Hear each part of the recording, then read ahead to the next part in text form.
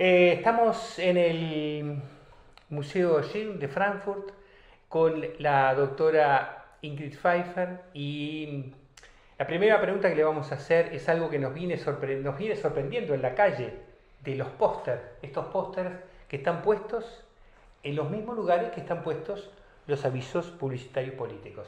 Thank you for receiving us again, and the first question is, we're surprised to see these posters in the same places where the political parties were making their political militants during this week.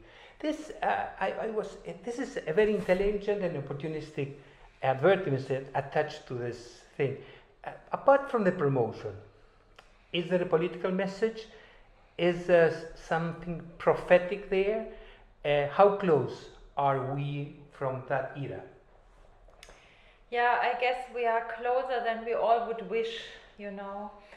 And the Weimar Republic was the first German democracy.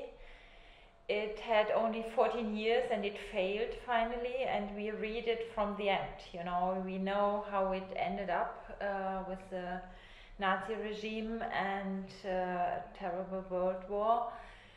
When I started the project 2 years ago, I looked at these realistic paintings from the 20s and I felt there's so much in the works which has to do with today. I had this strong feeling, but I must say 2 years ago the political situation was not as strong as it was in the moment. We had no Brexit, we had no Trump, we had not the German election which happened last Sunday.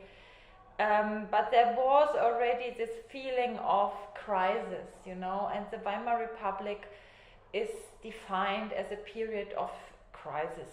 But it was much more. It was a struggle for democracy, and I guess today we have to struggle again. You know, this is a parallel situation. I mean, there are many differences. I would like to mention the artworks.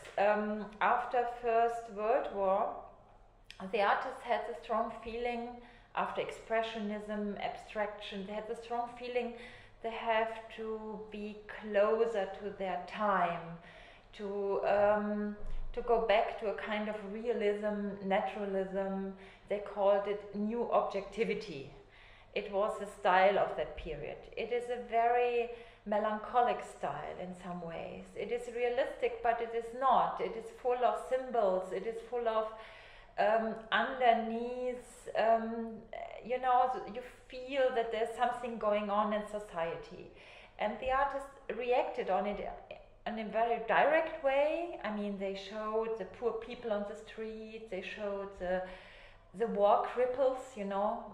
Otto Dix painted them without arms or legs and terrible faces from the gas from the First World War. There were 1.5 million injured people. That's right? true, and they were lying on the streets, and everyone saw them. They didn't get money from the state as promised before.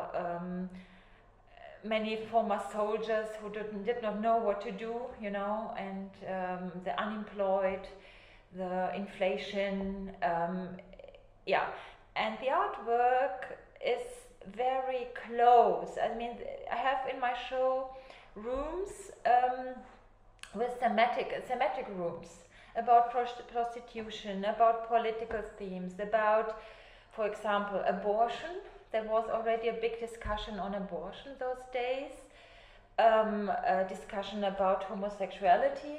There was a discussion about technology, another parallel thing. Also today, many people are scared of modernity, in fact, you know. People go back to the old days, because they have this feeling it was better, you know. In Weimar Republic, it was a monarchy. They were dreaming about the past, but the past was never that what they imagined, you know. And yeah, all this struggle is in the artwork. Struggle for a better life, struggle for modernity, struggle against technology, with technology, the machine age, you know. And sports. Yeah, sports is a room in my show, because sports had been considered as something the classes in the society stopped, came closer together.